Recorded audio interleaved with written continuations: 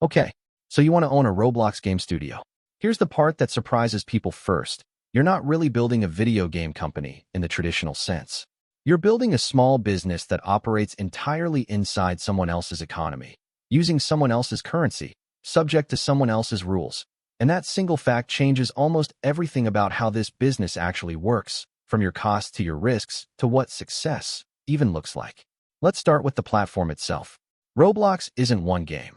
It's a platform hosting millions of user-created experiences, ranging from tiny hobby projects to experiences played by tens of millions of people.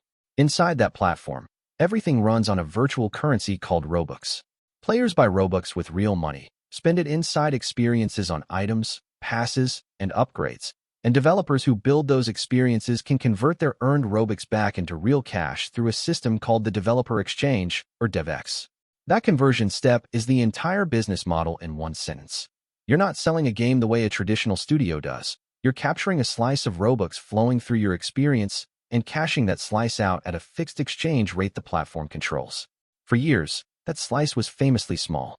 Developers historically kept roughly 25% of the Robux value spent in their games, after Roblox's platform cut and payment processing fees took the rest. In 2023, under sustained pressure from its creator community, Roblox restructured that split, moving toward a system where developers can keep closer to 30%, and in some cases meaningfully more for experiences that qualify under newer revenue-sharing tiers designed to reward high-performing, self-published content. That percentage might sound small next to a typical App Store's 70-30 split in the developer's favor, but the scale on Roblox is what makes the math work anyway, because the platform has hundreds of millions of monthly active users, most of them young, most of them spending real allowance money on virtual items inside their favorite experiences, day after day, month after month. So what does it actually cost to build something on Roblox? Unlike a traditional game studio, you don't need a game engine license, a console certification process, or a publishing deal with a distributor. You need people, and the right people, structured the right way.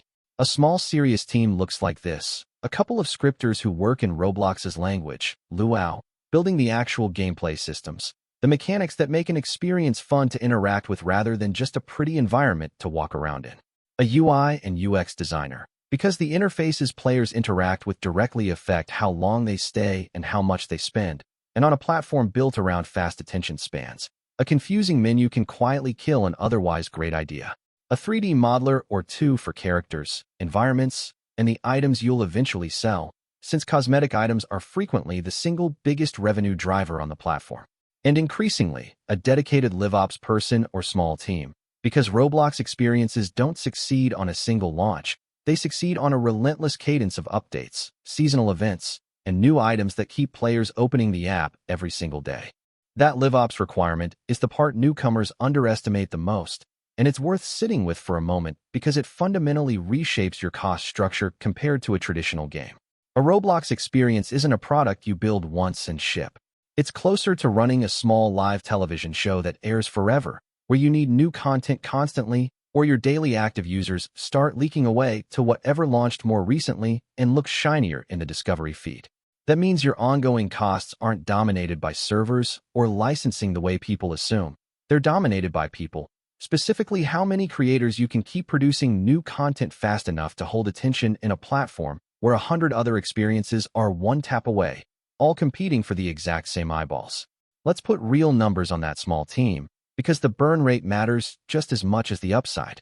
2 scripters at a combined $10,000 a month, a UI and UX designer at $4,000 a month, 2 3D modelers at a combined $7,000 a month, and a LiveOps lead at $5,000 a month puts you at roughly $26,000 a month in core team costs, over $300,000 a year, before a single dollar of marketing spend. That's the real cost of fielding a team capable of shipping a genuinely competitive experience and then sustaining it.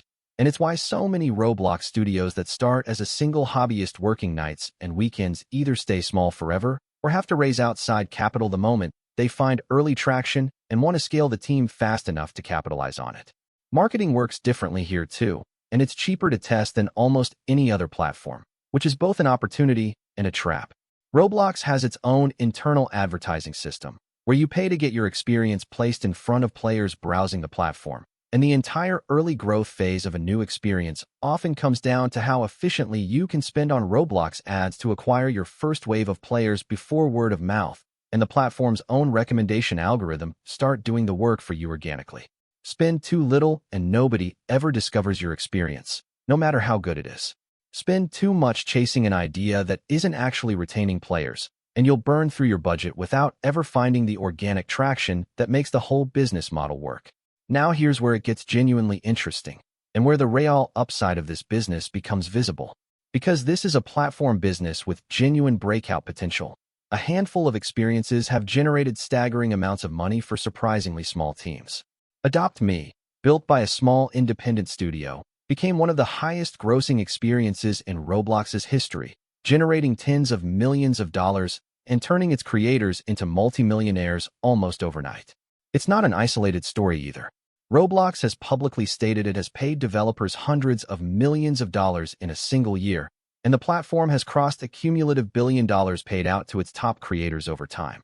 Some of the people earning that money were teenagers working out of their bedrooms when they started, with no formal studio, no funding round, no publisher, just an idea, a small team, and enough persistence to keep updating their experience long after most people would have given up. But here's the trap hiding inside that success story. For every Adopt Me, there are tens of thousands of experiences that never find an audience at all, that launch, get a small trickle of players, and quietly fade into the millions of abandoned projects sitting on the platform. Because you don't control the algorithm, you don't control platform policy changes, and you don't own the underlying economy your entire revenue depends on. Roblox can and does change its revenue split, its discovery algorithm, and its monetization rules, sometimes significantly, and when it does, every studio on the platform has to adapt immediately, with zero say in the decision and often very little advance warning. You are, in a very real sense, a tenant building a business on land you don't own, subject to a landlord who can rewrite the lease whenever they decide the platform's interests require it. That Adopt Me story actually has a second chapter worth knowing, because it shows where the biggest exits in this industry can come from. In 2023, Roblox itself acquired Uplift Games, the small independent studio behind Adopt Me, bringing one of the platform's biggest hits in-house.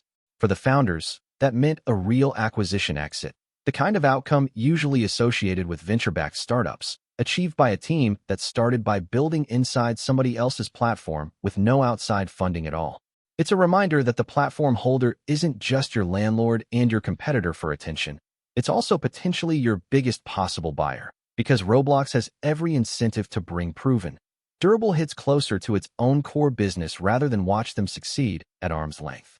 Competition on Roblox also looks different from a traditional games market, and it's worth understanding before you commit real money to an idea.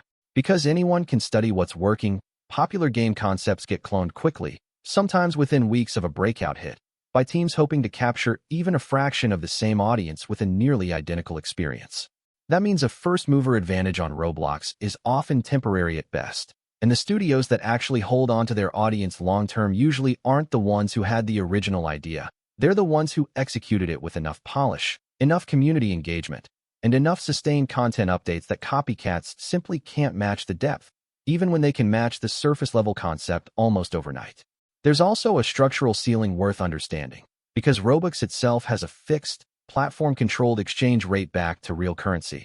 And because Roblox takes its cut before you ever see a dollar, your studio's growth is capped not just by how many players you attract, but by how efficiently the platform lets you convert their attention into real money. Compare that to a traditional studio selling a game directly, where the developer controls pricing, currency, and payment processing end-to-end. On Roblox, you control almost none of that. What you control is the experience itself, the loop that keeps players coming back, and the pace at which you can keep it fresh. There's one more revenue layer worth knowing about: limited items. Roblox allows certain virtual items to be designated as limited edition collectibles, which players can then resell to each other on a secondary marketplace, with the platform taking a cut of every resale, the same way a trading card or sneaker resale market works, except entirely inside a game. For studios that build a strong enough brand and community, limited items create an ongoing revenue stream long after the item was first sold, because collectors keep trading them for years, and every trade generates a small fee.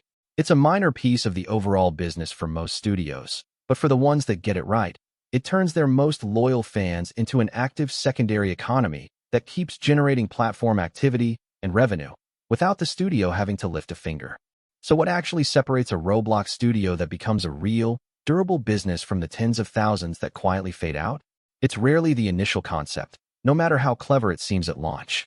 It's retention, whether players come back day after day, because Roblox's own discovery systems increasingly reward experiences that already have engagement, creating a rich-get-richer dynamic where early traction compounds into more visibility, which compounds into more traction.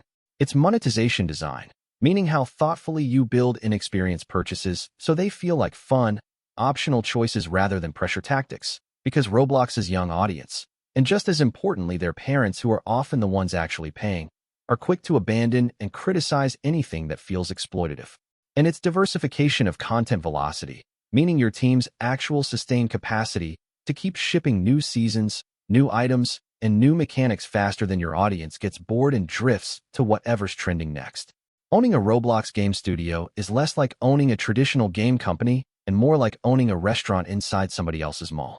The foot traffic is enormous, genuinely bigger than almost any other platform a small independent team could access on its own, and the upside if you get it right is real and well documented, with real people who build exactly this kind of business now running teams and earning millions. But your lease, your rules, and your economy all belong to a landlord who can change the terms whenever they decide to, without negotiation. The studios that last are the ones that treat that fact as the central business risk it actually is, and build their whole operation, their team structure, their update schedule, their monetization design, around staying valuable to players regardless of what the platform decides to change next.